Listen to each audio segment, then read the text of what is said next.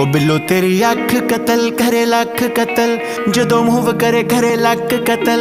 असला भी लोड़ करे टल जा छड़ अखा नाल करने तू बस। ओ बिल्लो तेरी अख कतल करे लख कतल, जदों मूव करे करे लख कतल।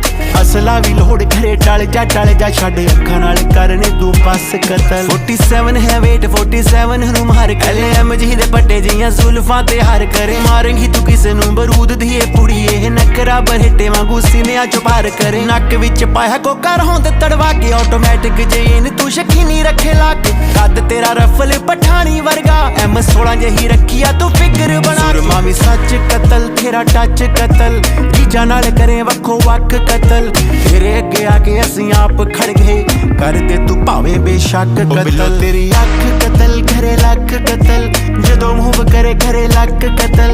असला भी लोड़ करे टल जा छड़ अखा नाल।